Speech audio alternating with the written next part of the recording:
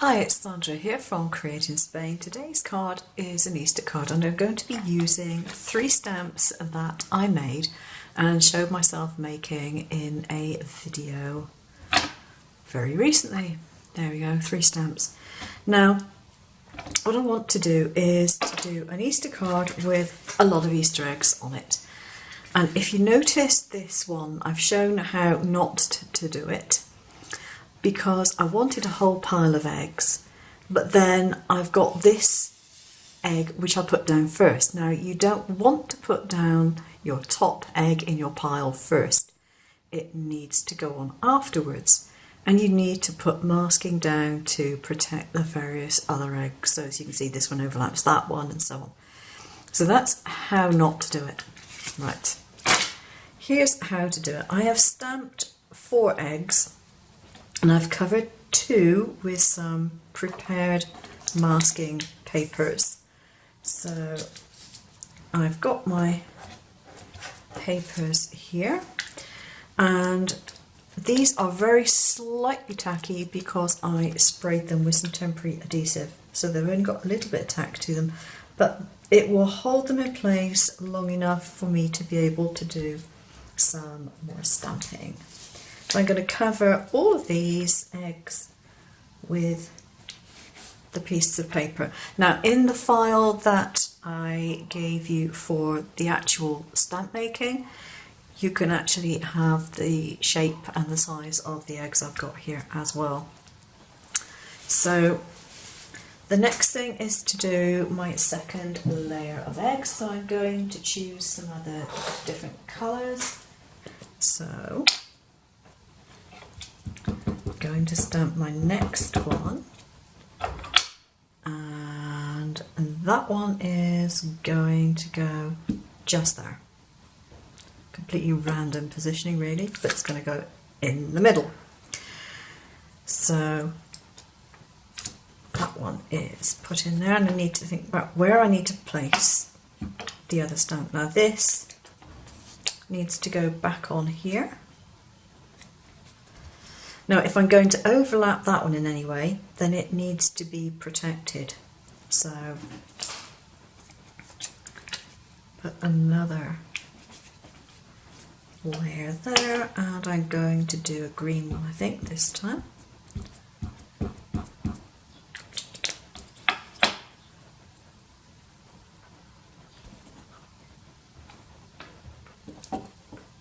Give it a press down.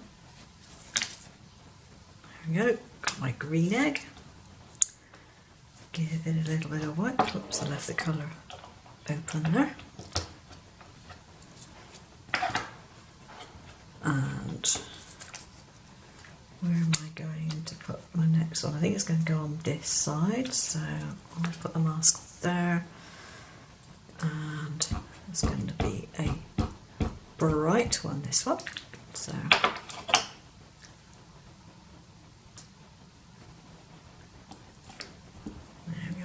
now it's better to have your masks made of paper. If you make them out of card, as I did here, it's too thick. I need another couple of masks, and I just cut out lots and lots of masks in one go. I just cut out a whole sheet of them because it does make life easier when you don't have to think, oh, I need yet another mask.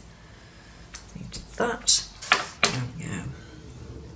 And that one is going on the top there.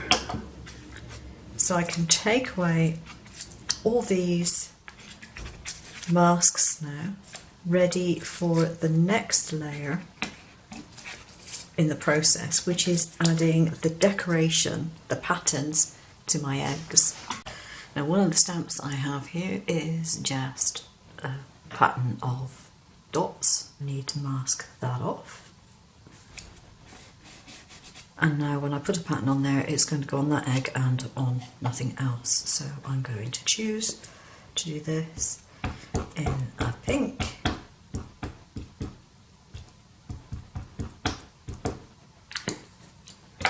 Like that.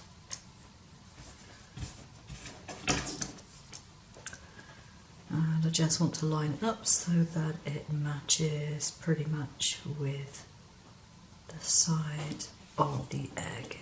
So I'm going to do another one, and I think I'm going to do that one over there. So I need to protect this one still, and I need to protect this yellow one.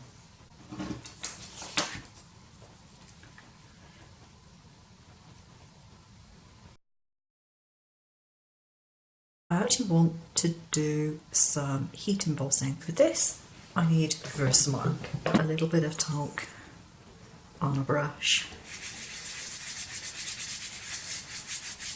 just to make sure I'm not going to leave smudges of embossing powder somewhere. And I don't have to do any protecting with that one. And the other one that I'm going to do, I think, is actually this one. And so for that, I need to make sure that I protect that one there, and that one there, and that one there.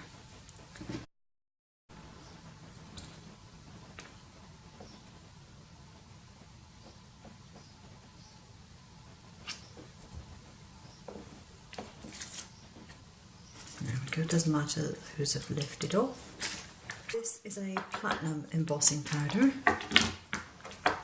It's one of my favourites. It must be from Wow.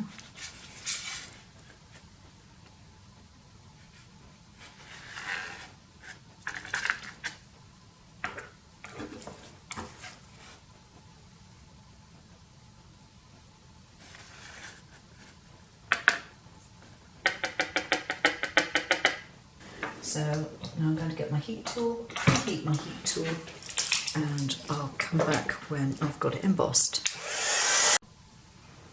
Of course, what I've discovered now is that this particular card doesn't like being heat embossed, it's warped. Drat. Okay, so if you get something happen like that, you can either throw it in the bin or you can attempt to get around it somehow. Now, the easiest way of getting around this is going to be to cut this down slightly and then to actually adhere it to a card base. So I don't want to put it directly onto the grey background without some colour around the edge. So what I'm going to do is take a little bit of a blue and just put a little colour around the edge, not very much.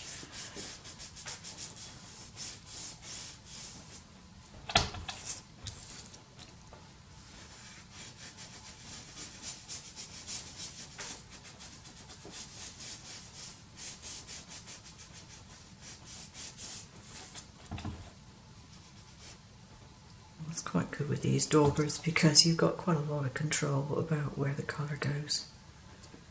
A little bit in between those eggs there.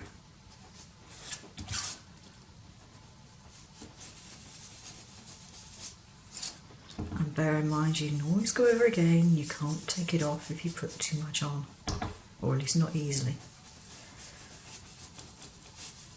I've now got it mounted on my grey base card, and I've got a couple of little things that I want to do. I want to cut out, or stamp I should say, on my cutouts some eggs to go on there. Right, now the way to actually stamp an image onto your cutout accurately is to use a stamp positioner. Now I've got the stamp on this side, and I've stamped it on a piece of card that I've put into the bottom left hand corner. So this is just an A4 sheet or whatever.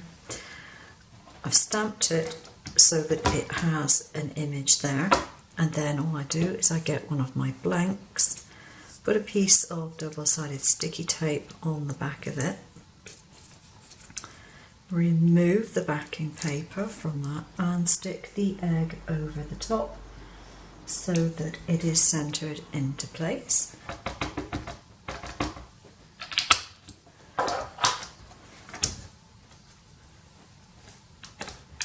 Stamp it down, and if I needed to, I could re-stamp it. But then I've got my inked up egg. I've got something sticky on the back of that already, but as it happens I want to put some foam tape on it. So just put the foam tape over that, and then I can adhere it to the card front as I've done with that one, and put it over the other one. So that's almost done. All I need to do is to make my sentiment and add that. And if I want to, I can add some shading over the top of these eggs as well. So I've added my sentiment, I've added my shading to my Easter eggs, and now just because I feel in the mood to do so, I'm going to add a little bit of glitter, old-fashioned glitter. And when you've got a card with dimensions, then make sure you go around like this and tap it in all different directions, otherwise someone will end up with glitter everywhere when they open it.